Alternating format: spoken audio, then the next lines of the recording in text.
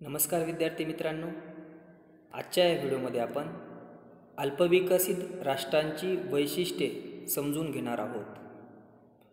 जगामध्ये वेगवेगळ्या राष्ट्रांच्या उत्पन्नाच्या स्थितीनुसार विकसित राष्ट्र,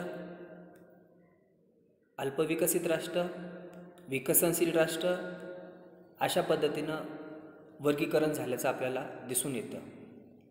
त्यामध्ये जी काही राष्ट्र अल्पविकसित आहेत, या अल्पविकसित राष्ट्रांची वैशिष्ट्ये कोणती आहेत त्या अनुषंगानं आपण माहिती घेणार आहोत.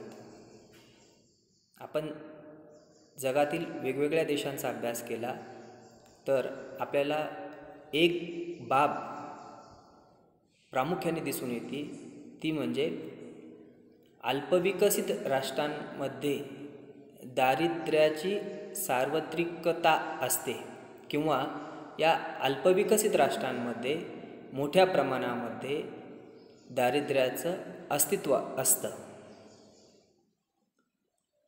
त्यामुळे आजच्या या व्हिडिओमध्ये दारिद्र्याची संकल्पना, दारिद्र्याचे प्रकार, दारिद्र्य रेषा आणि भारतासारख्या देशामधील दारिद्र्याखालील लोकांचे जे काही मापन झालेलं आहे त्या संदर्भातली माहिती आपण या ठिकाणी बघणार आहोत. आपण जेव्हा या अल्पविकसित राष्ट्राची संकल्पना बघतो तेव्हा त्या संदर्भामध्ये अल्पविकसित अर्थव्यवस्था म्हणजे काय, तर ज्या देशांमध्ये साधन सामग्रीचा योग्य वापर केला जात नाही, तसेच ज्या देशांचा विकास झालेला नाही अशा देशांच्या अर्थव्यवस्थेला अल्पविकसित अर्थव्यवस्था असं म्हटलं जातं. म्हणजे या ठिकाणी आपल्याला एक बाब दिसून येते, ती म्हणजे या देशामध्ये साधन सामग्री अस्तित्वात असते पण तिचा योग्य वापर होत नाही आणि म्हणून अशा देशांच्या अर्थव्यवस्था या अल्पविकसित स्वरूपाच्या असल्याचं आपल्याला दिसून येतं. संयुक्त राष्ट्रसंघाने अल्पविकसित राष्ट्र म्हणजे काय याची संकल्पना स्पष्ट केलेली आहे. संयुक्त राष्ट्रसंघाच्या मते ज्या देशांचे दरडोई वास्तव उत्पन्न विकसित देशांच्या तुलनेत कमी आहे त्या देशांना अल्पविकसित राष्ट्र असं म्हणतात.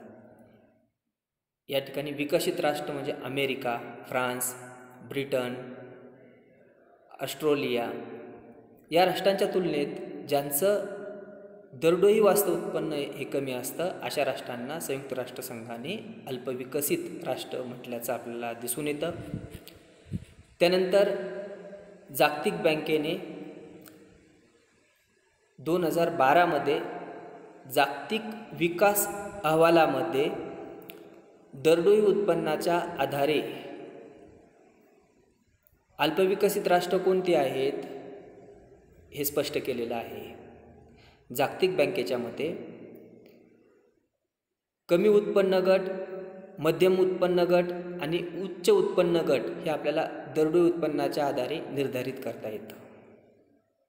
जागतिक बँकेचं असं म्हणणं आहे की ज्या देशांचं दरडोई उत्पन्न $936 आहे अशा राष्ट्रांना कमी उत्पन्न गटामध्ये वर्गीकृत केलेलं आहे. तर ज्या देशांचं दरडोई उत्पन्न 936 ते $11,455 आहे अशा राष्ट्रांना मध्य उत्पन्न गटातील राष्ट्रे, तर $11,456 ज्या राष्ट्रांचं उत्पन्न जास्त आहे अशा राष्ट्रांना उच्च उत्पन्न गटातील राष्ट्र असं म्हणतात. म्हणजेच जागतिक बँकेचं जे काही विश्लेषण आहे ते दरडोई उत्पन्नाच्या आधारे केलेलं विश्लेषण आहे. या ठिकाणी आपण एक बाब लक्षात घेणं आवश्यक आहे की केवळ एखाद्या राष्ट्राचं दरडोई उत्पन्न जास्त आहे म्हणून तो देश विकसित आहे असं आपण समजू शकत नाही. कारण तेलाच्या खाणींचा शोध लागलेल्या अनेक देशांमध्ये अचानक तेलाचे साठे सापडले आणि त्या देशातील दरडोई उत्पन्न मोठ्या प्रमाणामध्ये वाढलं, परंतु पायाभूत सुविधांच्या कमतरतेमुळं त्या देशातली जी काही राहणीमानाची पातळी होती ती तुलनेनं कमी होती आणि म्हणून दरडोई उत्पन्न हा विकसित राष्ट्रांच्या किंवा अल्पविकसित राष्ट्राच्या संदर्भातला प्रमुख किंवा एकमेव निकष या ठिकाणी आपण गृहीत धरू शकत नाही. त्यानंतर जेकब विनर यांच्या मते अल्पविकसित देश म्हणजे असे देश की ज्या देशात अधिक भांडवल, अधिक श्रम किंवा अधिक प्रमाणात उपलब्ध नैसर्गिक संसाधनाचा उपयोग होण्याच्या दृष्टिकोनातून चांगल्या शक्यता आहेत की ज्यामुळे त्या देशातील लोकांच्या जीवनमानाचा दर्जा उंचावू शकतो. म्हणजे याचा अर्थ त्या देशातील श्रमाचा, भांडवलाचा चांगल्या पद्धतीनं उपयोग करून त्या देशात उपलब्ध असलेल्या साधनसामग्रीचा वापर करून तो देश विकास साध्य करू शकतो, असं जेकब विनरनं या अल्पविकसित देशांच्या संदर्भामध्ये संकल्पना मांडल्याचं आपल्याला दिसून येतं. या अल्पविकसित राष्ट्रांमध्ये प्रामुख्यानं कुठली वैशिष्ट्ये दिसून येतात, तर या राष्ट्रांमध्ये दारिद्र्य किंवा गरिबीचं सार्वत्रिक अस्तित्व असल्याचं आपल्याला अभ्यासावरून दिसून येतं. आपण दारिद्र्याच्या संकल्पनेचा विचार केला तर दारिद्र्याची जी संकल्पना आहे ही दोन प्रकारे अभ्यासल्या जाते. एक सापेक्ष दारिद्र्य आणि दुसरं निरपेक्ष दारिद्र्य. सापेक्ष दारिद्र्य ही संकल्पना उत्पन्नातील विषमतावर आधारल्याचं दिसून येतं. दोन गटातील उत्पन्न विषमता किंवा दोन देशातील उत्पन्न विषमता ही सापेक्ष दारिद्र्याच्या आधारे अभ्यासता येते. एक गट हा विशिष्ट उत्पन्न पातळीपेक्षा जास्त उत्पन्न असलेला व दुसरा गट हा त्यापेक्षा कमी उत्पन्न असलेला असेल तर त्यांचा अभ्यास सापेक्ष दारिद्र्य संकल्पनेच्या आधारे आपल्याला करता येतो.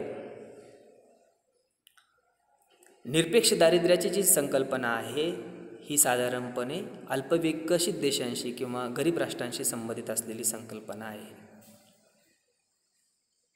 जेव्हा एखाद्या व्यक्तीला किंवा कुटुंबाला आपल्या किमान जीवनावश्यक गरजा भागवण्याची क्षमता नसते तेव्हा त्या स्थितीला आपण निरपेक्ष दारिद्र्य असं म्हणतो. त्यामुळे यामध्ये या विकसनशील राष्ट्रामधल्या किंवा अल्पविकसित देशामधल्या निरक्षरतेसारख्या समस्या असेल, कुपोषण असेल, आजारपण असेल, बालमृत्यूचं प्रमाण असेल, सरासरी आयुर्मान कमी असेल, अशा अनेक अडचणी या अल्पविकसित देशांमध्ये असतात आणि म्हणून अल्पविकसित देशातील दारिद्र्याचा अभ्यास साधारणपणे निरपेक्ष दारिद्र्य संकल्पनेच्या आधारे केला जात असल्याचं आपल्याला दिसून येतं. त्यानंतर दारिद्र्याचं मापन करण्याच्या अनुषंगानं दारिद्र्य रेषा किंवा पॉवर्टी लाईन ही एक अत्यंत महत्त्वाची संकल्पना आहे. भारतामध्ये आपल्या किमान मूलभूत गरजा पूर्ण करता येतील एवढी निश्चित केलेली उत्पन्न पातळी म्हणजे दारिद्र्य रेषा होय. यापेक्षा कमी उत्पन्न लोकांना जर मिळत असेल तर त्या खालील लोकांना दारिद्र्य रेषेच्या खालील व्यक्ती किंवा लोक म्हणून संबोधल्या जातं. ही जी काही दारिद्र्य रेषेची संकल्पना आहे ही उत्पन्न पातळीनुसार किंवा आर्थिक विकासानुसार बदलत जाणारी आहे. त्यामुळं या संकल्पनेनुसार आपण जेव्हा भारतातील किंवा अल्पविकसित राष्ट्राच्या अनुषंगानं दारिद्र्याचं मापन करतो तेव्हा आपल्याला काही बाबी भारताच्या संदर्भामध्ये किंवा अल्पविकसित राष्ट्राच्या अनुषंगानं भारताच्या संदर्भात सांगता येतात. भारतामध्ये अनेक तज्ज्ञांनी दारिद्र्याचा मापन करण्याचा प्रयत्न केलेला आहे. Doctor VM. दांडेकर व निळकंठ रथ यांनी भारतातील दारिद्र्य या पुस्तकामध्ये भारतातील दारिद्र्य मापन करण्याचा प्रयत्न केला. 1960-61च्या किमतीनुसार त्यांनी ग्रामीण लोकांसाठी दरवर्षी 180 रुपये एवढं उत्पन्न निश्चित केलं व शहरी लोकांसाठी 270 रुपये एवढं उत्पन्न निश्चित केलं. त्यांच्या मते 1968-69च्या किमतीनुसार ग्रामीण लोकसंख्येसाठी दरवर्षी 324 रुपये आणि शहरी लोकसंख्येसाठी 486 रुपये आवश्यक आहेत. आणि यानुसार 1968-69मध्ये भारतातील 40% ग्रामीण लोकसंख्या आणि 50% शहरी लोकसंख्या ही दारिद्र्य रेषेच्या खाली जीवन जगत असल्याचं दिसून येतं. त्यानंतर भारतामध्ये PD ओझा यांनी उष्मांकाच्या आधारावरती भारतातील दारिद्र्याचं मापन केल्याचं दिसून येतं. त्यांनी 1960-61च्या किमतीनुसार भारतामध्ये 51.8% लोक दारिद्र्य रेषेखाली जीवन जगत असल्याचं सांगितलं. भारतातील 7व्या वित्त आयोगाच्या मते 1970-71मध्ये एकूण लोकसंख्येच्या 72% लोक दारिद्र्य रेषेखाली जीवन जगत होते. तर जागतिक बँकेनं 1989मध्ये भारतीय दारिद्र्याचा अंदाज केला आणि हा जो काही अंदाज होता हा अंदाज 1970 ते 1988 या कालावधीचा होता आणि या कालावधीमध्ये एकूण लोकसंख्येच्या 52.4% लोकसंख्या ही दारिद्र्य रेषेखाली असल्याचं सांगितलं. त्यानंतर प्राध्यापक DT लकडावाला समितीनं भारतातील दारिद्र्याचं मापन करण्याचा प्रयत्न केला आणि दारिद्र्य रेषेखाली असणाऱ्या लोकांचं प्रमाण सांगितलं. हे जरी भारतातल्या सुरुवातीच्या काळातल्या दारिद्र्याचं मापन असलं तरी आत्ताच्या काळामध्ये आपण जर याचा विचार केला तर 2009-10मध्ये सुरेश तेंडुलकर समितीनं भारतातील दारिद्र्याचा मापन करण्याचा प्रयत्न केला होता आणि 2009-10मध्ये भारतातील 354 मिलियन लोक दारिद्र्य रेषेखाली असल्याचं सांगितलं. म्हणजेच 2009-10मध्ये सुरेश तेंडुलकर समितीच्या मते 29.6% लोकसंख्या भारतातली दारिद्र्य रेषेच्या खाली होती. त्यानंतर 2011-12मध्ये सुरेश तेंडुलकर समितीच्याच मते 269 मिलियन लोकसंख्या ही दारिद्र्य रेषेच्या खाली होती. म्हणजेच 21.9% लोकसंख्या ही दारिद्र्य रेषेच्या खाली होती. त्यानंतर 2014मध्ये भारतातील दारिद्र्याचं मापन करण्यासाठी रंगराजन समितीची स्थापना करण्यात आली होती आणि या रंगराजन समितीने भारतातील दारिद्र्याचं मापन 2009-10 आणि 2011-12 या वर्षासाठी केलं आणि त्यांच्या मते 2009-10मध्ये भारतामध्ये 454 मिलियन म्हणजेच 38.2% लोकसंख्या ही दारिद्र्य रेषेखाली आहे आणि 2011-12मध्ये 363 मिलियन म्हणजेच 29.5% इतकी लोकसंख्या दारिद्र्य रेषेखाली आहे. याचा अर्थ असा आहे की भारतामध्ये दारिद्र्याचे मापन करण्याचे जे काही प्रयत्न झालेले आहेत तर या सगळ्या प्रयत्नामध्ये भारतामध्ये सार्वत्रिक दारिद्र्य असल्याचं दिसून येतं किंवा भारतामधील मोठी लोकसंख्या ही दारिद्र्य रेषेखाली जीवन जगत असल्याचं आपल्याला दिसून येतं. या दारिद्र्य स्थितीचे अनेक कारणं आहेत. आपण जेव्हा या कारणांचा आढावा घेतो तेव्हा आपल्याला वेगवेगळे घटक त्यामध्ये सांगता येतात. जसं की या देशामध्ये मोठ्या प्रमाणामध्ये लोकसंख्या आहे किंवा या देशातील लोकसंख्येची घनता ही मोठ्या प्रमाणामध्ये आहे. या देशांचा विकासाचा जो काही दर आहे हा अत्यंत मंद आहे. अशा देशामध्ये जी काही उत्पन्नातील विषमता आहे ती मोठ्या प्रमाणामध्ये असते. निरक्षरता ही मोठ्या प्रमाणामध्ये असते. बेरोजगारीचं अस्तित्व असतं. भाववाढ नियमितपणे होत असते. नैसर्गिक साधनांचा योग्य पद्धतीनं वापर होत नाही.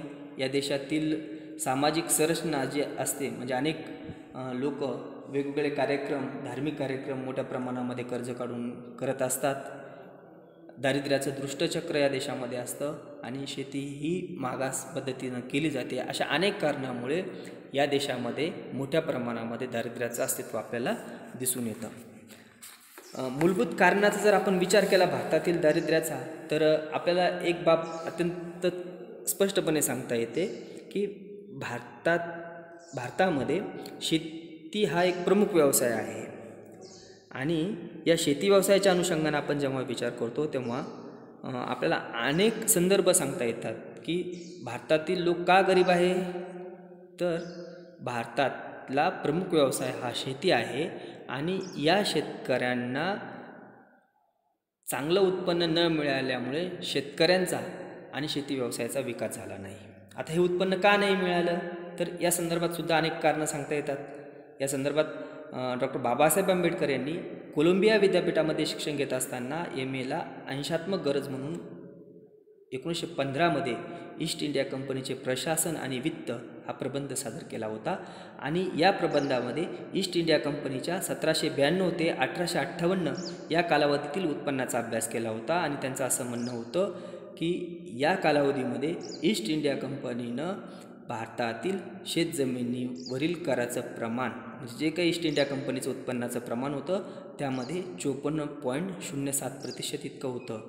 म्हणजे ईस्ट इंडिया कंपनीला मिळणाऱ्या प्रत्येक 100 रुपयामध्ये 54 रुपये हे शेतीवरील करामधून मिळत होते, ज्या कारणामुळं भारतातील शेती ही मागास राहिली, भारतातील शेतकरी हा गरीब राहिला किंवा भारतातील शेतकऱ्याला वाढावा मिळाला नाही, ज्यामुळे शेतीचा विकास झाला नाही आणि पुढील काळामध्ये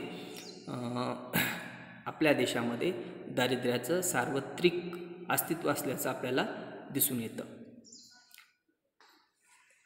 आजच्या या व्हिडिओमध्ये आपण अल्पविकसित राष्ट्रांच्या अनुषंगानं दारिद्र्य या संकल्पनेची माहिती घेतली.